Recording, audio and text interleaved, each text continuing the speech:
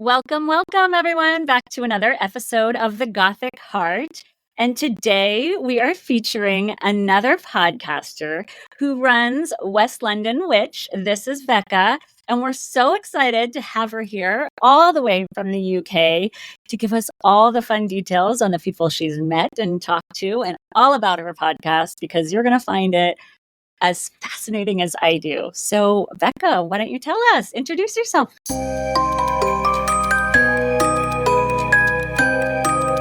Hey, it's Amity, welcoming you to the Gothic Heart, where we explore how to fully embrace your Gothic and alternative self in love, life, and everything in between. Whether you're navigating the dating scene, in a relationship, or celebrating your individuality solo, this is your spot for tips, inspiration, and my own journey from a courtroom attorney to a hollow wedding host. So grab your favorite drink and let's dive in. Oh my goodness. Well, thank you so much for having me. My name is Becca, and I'm the creator and host of the West London Witch podcast. So we're a podcast all about the mysterious, the strange, the spooky, and the unexplained. We tell everything from horrifying stories about encounters with the paranormal to really heartwarming ones, and a little bit of everything in between, a lot of haunted history as well. We've been doing this. We just wrapped our 4th season up, and it's been an absolutely wonderful, joyous ride all the way through. Can't even imagine how much fun it must be to talk to all of these people and hear those stories. I mean, I've brought my fair share of paranormal and supernatural guests on, but you've had so many more. So I can't wait to hear some of your favorite stories. But first, I'd love to just hear how your interest in the spooky and the supernatural even started and what inspired you. Ooh, well, my mom has always said that I have a spooky little soul, and she's very, very right. I have always loved all things that were a little dark and macabre and scary. I grew up in the 90s, so I'm a product of Goosebumps and Are You Afraid of the Dark and scary stories to tell in the dark. Um, but I think it all originated because my parents, when I was 4 years old, inadvertently moved into a haunted house. And they had such severe and framing experiences there. We only lasted 4 months in the house. And it was always a story that we told each other, and we just had this story about living in the haunted house. And then one day, many, many years later, because I'm from a small town in California, I ended up telling the story of the house in the basement of the local theater, and this kid looked up at me sheet white and said, "That's my family's house. We lived there after you." And sure enough, it's true. So the story that always started out as just a family tale ended up becoming much wider. And then when the pandemic hit in 2020, I was home. I teach theater and dance. I'm in the arts. And although I was teaching online, I wasn't creatively and artistically fulfilled. And so I wanted something that was going to fill my creative cup. And I didn't want to do something in the arts or talk about the arts because that's my work. But I thought, well, what else do I love and I can talk about ad nauseum? And that is the paranormal. So I decided to create the podcast and create a platform, a space where people can share stories. And the very first story I share on the podcast is the story of my family's house. And I found the family who still own the home to this day. And it was all very full circle, and we did some research on the property. And from there, the podcast has just grown and blossomed into something I could never have imagined. So it's been a wonderful, wonderful ride. And we're so lucky to get to listen to it. And then, of course, to have you here. So I know I would love to have you share that story, but I would rather we send them to your podcast to listen to that first episode so that they can hear it. But I love that that's how you got into it, and that creative spark in the pandemic. I mean, we hear that so much. I mean, from a lot of the guests that were finally like, okay, well, it's time to accept me or start nurturing that part of me or accept it. So right there with you. Right there with you. And I guess technically I'm a kid of the 80s, but right there with you with Goosebumps and Are You Afraid of the Dark? And I can't believe that show. I was like looking it up on streaming the other day. It has like, I don't know, 11, 12. It's crazy how many seasons it I did not remember that. I Yeah. So no, go for it. Oh no, I just always loved the fact that Are You Afraid of the Dark? These children were allowed to go out at night to tell scary stories by themselves in a fire by the woods. I mean, hilarious. I always thought that's what teenager life was like, and it was not. It just depends, right? Like, I can't even imagine having my kids be gone all day outside playing, and I have no idea, but I totally did that as a kid. I Yeah. didn't think didn't give it a second thought, but, like, now I was like, "No, I couldn't possibly." So, oh, man. But, yes, I agree. Could never just do that. Some of this, yeah.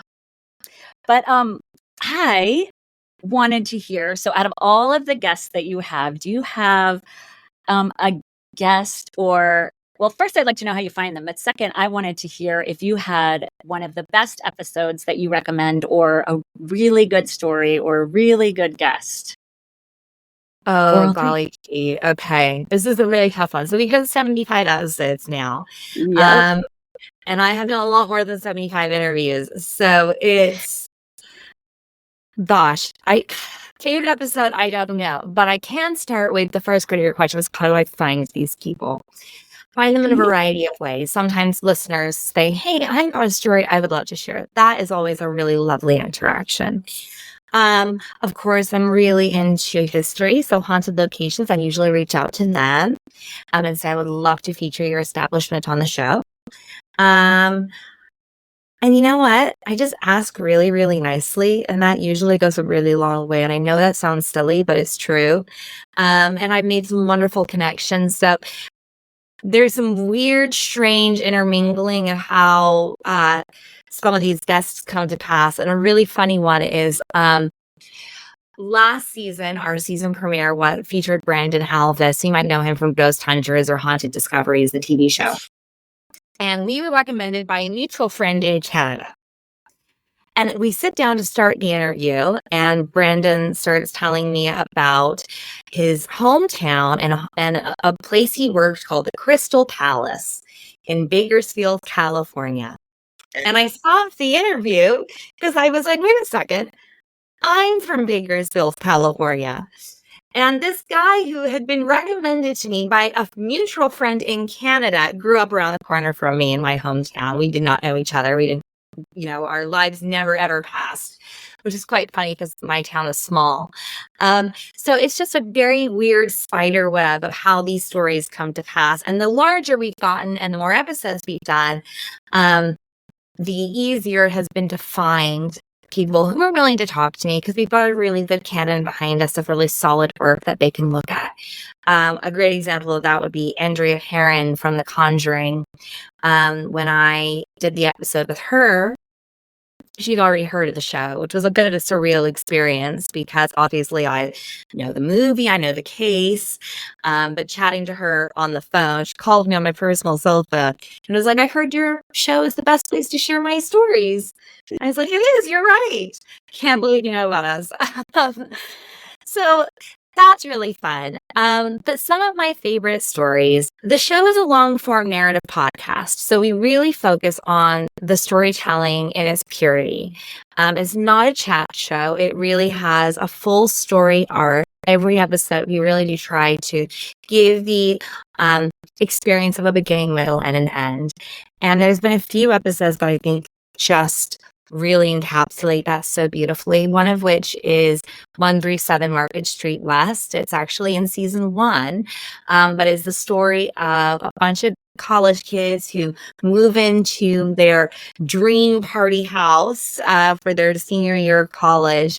And the experience is so horrific. They end up seeing some of the most horrifying things I can ever imagine. Being pushed, being shoved, being assaulted, and end up leaving the house before the school year is over. And it's such a multifaceted, terrifying tale that everyone seems to always love that story. And it's not with someone famous. We have lots of famous people on the show. But it's just a great haunting tale, which I love. Um, Other episodes that I think are really fun. I love a haunted ship myself. So we've done Queen Mary, we've done the I got Hornet. married on Queen Mary. Did you? Oh, it's I had a fabulous. Halloween wedding on the haunted Queen Mary.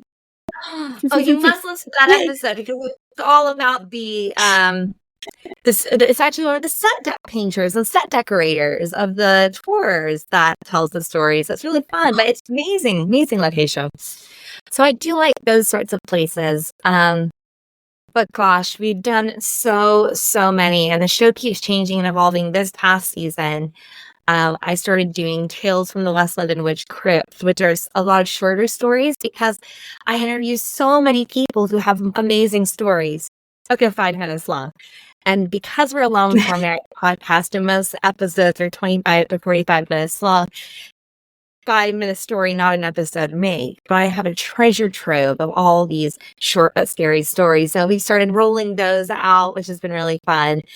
So it's always evolving and always changing. I'm always on the hunt for stories. So if any of you have stories, please hit me up. That's what makes your podcast so easy to listen to, because it is a whole story, right? It's not people talking back and forth. And then, let's say, people love reading. I love reading. Lots of people love reading, but I can't read while I'm, let's say, picking up after my kids in the basement or whatever, but I sure can listen to a story. So it makes it like that. Well, but I don't have a time for a full audiobook though, right? So it's like the best of both worlds. So Oh, thank you. So, and I love how you said, even just growing up, you had the spooky underneath. That is very much my story as well.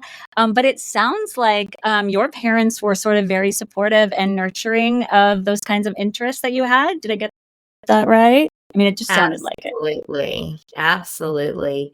Yes, my parents are firm believers in the supernatural.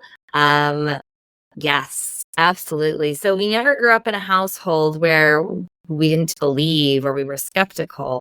It was always this wonderful, magical feeling at home, which was really special. My parents also did really fun things and my love of storytelling comes from this. My parents sat down and my dad read all the Harry Potter books aloud to us as a family.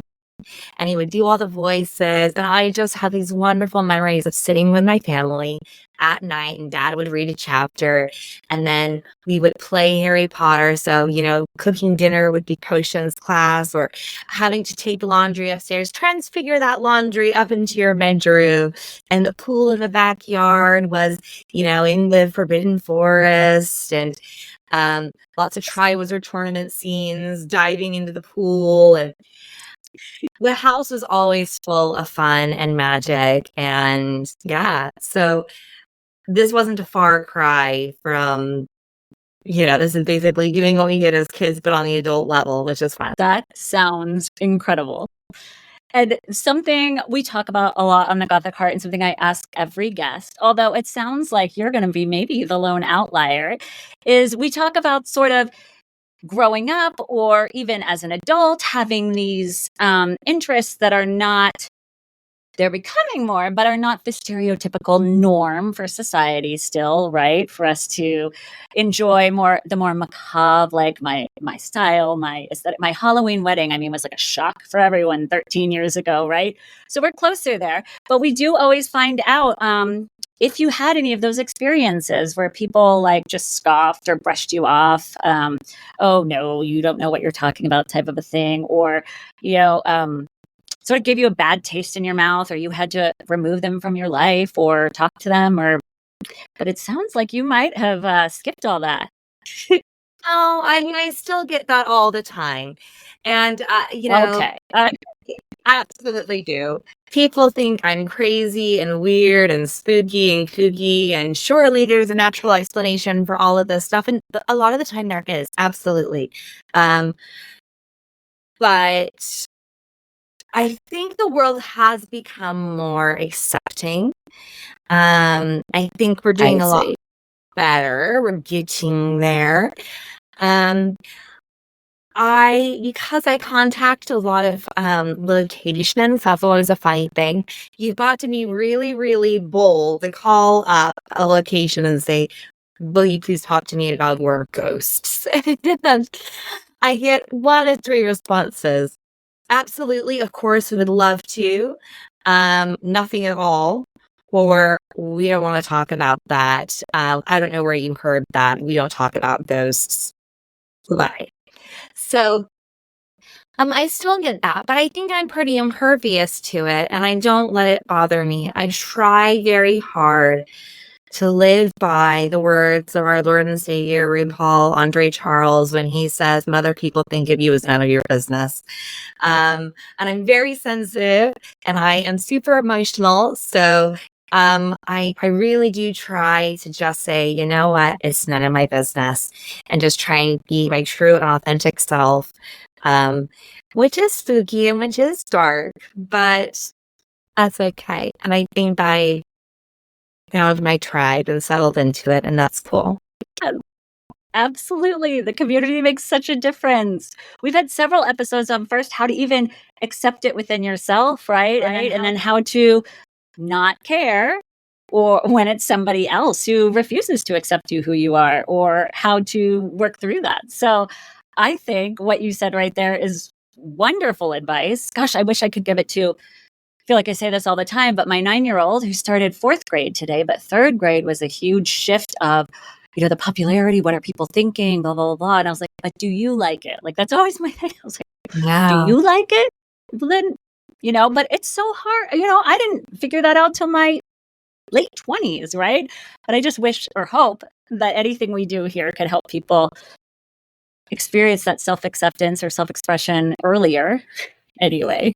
Ugh. It's so hard. I mean, school is hard. I did not have university. I really came into my own, but elementary school was rough. High school was terribly rough.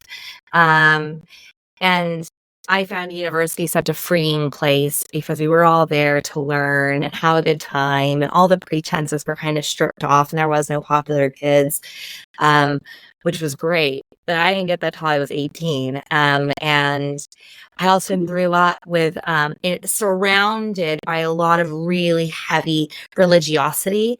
That was, purity culture was heavy on the rise in the 2000s. I graduated high school about 2009.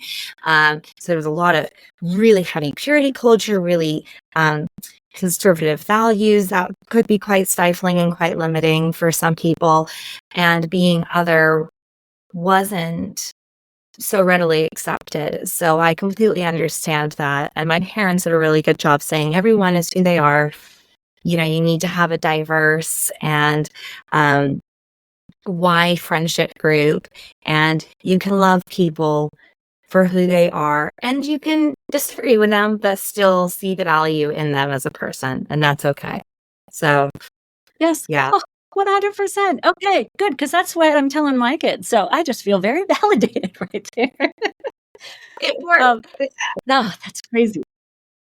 Well, I graduated high school in 2000.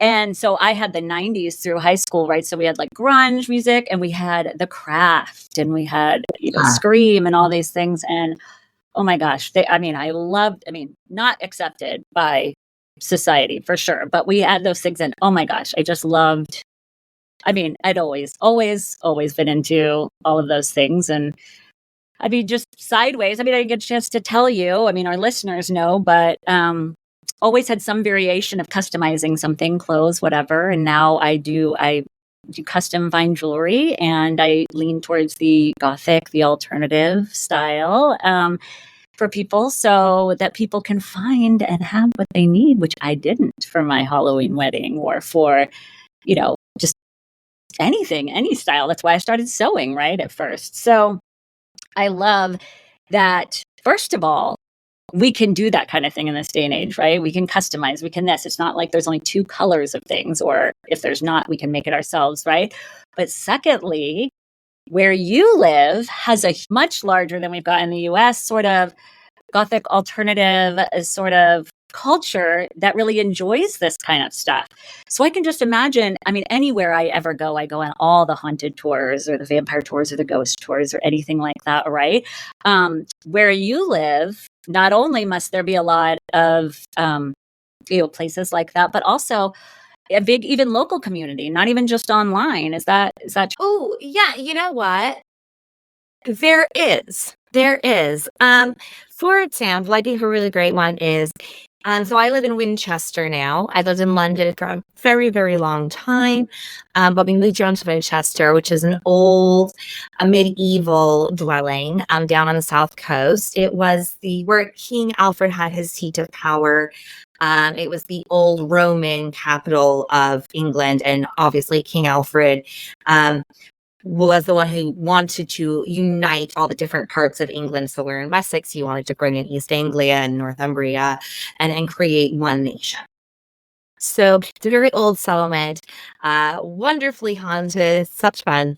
But in Southampton, which is right next door to us, where the Titanic sailed from, um, they have this house called Tudor House, and the bones of it, like most Tudor buildings in this country now, the bones are Tudor, but the outside is all Victorian because most everything was redone in the Victorian era, with the Victorian viewpoint of architecture. And the curator who's just left, and she was amazing. Her name's Emily. She has been on the show to do the Tudor House episode. We did episode on Tudor House. And she's come back on our Patreon to give further updates on the house. But her and I have been able to become friends, and there is a great interest, particularly from a historical aspect. So if you're into on the history, because we have such a wealth of it here, there is a community to be had. But West London Witch really takes me all over the globe. Our stories come from everywhere, from Iceland to Australia to Canada to the US to the UK.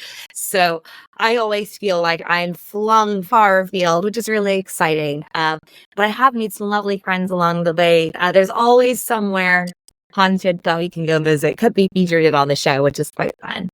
Um, and I would love to Have do you a haunted ring, hit them all. Yes, that sounds amazing. Have you done the Stanley Hotel here by me, here in Colorado? I visited a few years ago. First of all, I loved Estes Park. It was absolutely stunning. And driving through the Rocky Mountains was just gorgeous. Um, and then we did go to the Stanley Hotel. We did do a tour, history tour. We did not do one of the ghost tours, sadly. But it's on my list to head back because I absolutely loved it. It was beautiful. And I'm a big Stephen King fan. So it was great. Really, really That's awesome. I mean, I assumed you had, but I haven't gotten through everything. I mean, Stanley Hotel's quite a famous haunted spot, right? The other one that keeps popping into my head is just well, I say one, but pretty much anywhere in New Orleans or the French Quarter. I have never been to New Orleans. I'm desperate. It's my number one place to go visit on my list. I'm desperate to go. But I'm from California, so New Orleans is really far away for me. It's about acquisition from England. I think I'm closer now than I was in California. Oh my gosh, we go to New Orleans every other year. And I remember, well, she's 9 now, but she had just turned 3 when one of the times that we had gone, my oldest, we left the twins at home because they were only 1. And I didn't realize how weird it was going to be wandering around the French Quarter with a stroller at nighttime. Like there were no kids anywhere.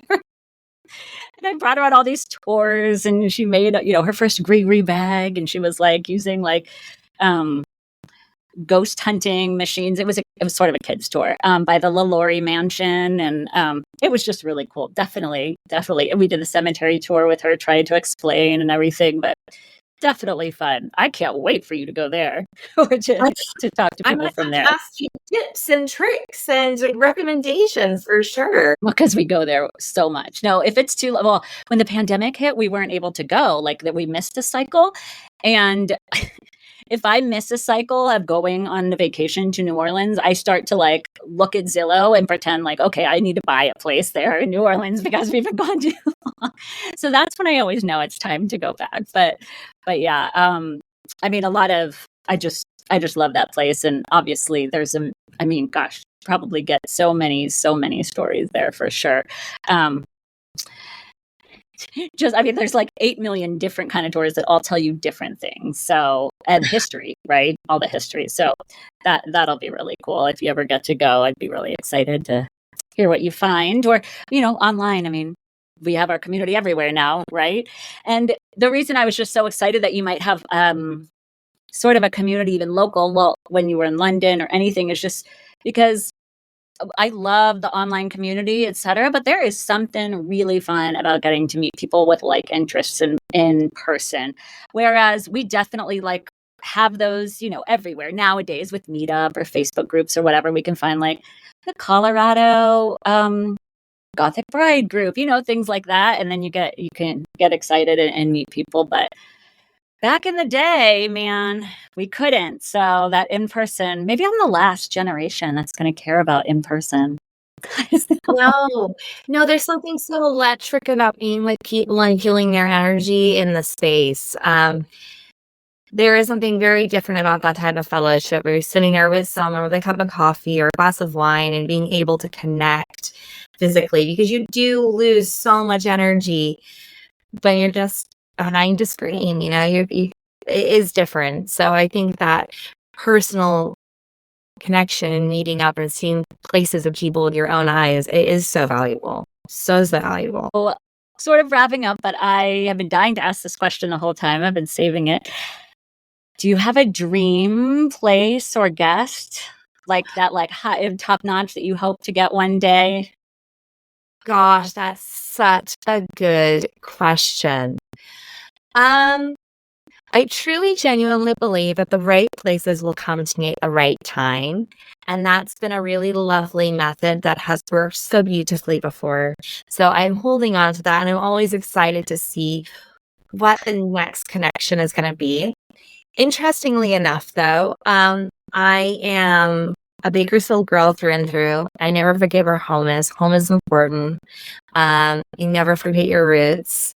And there is a haunted hotel in my hometown, the Padre Hotel, who I have been dying to get a hold of. And they have been so difficult. I have been in there in person. I have called on the phone. I have sent emails.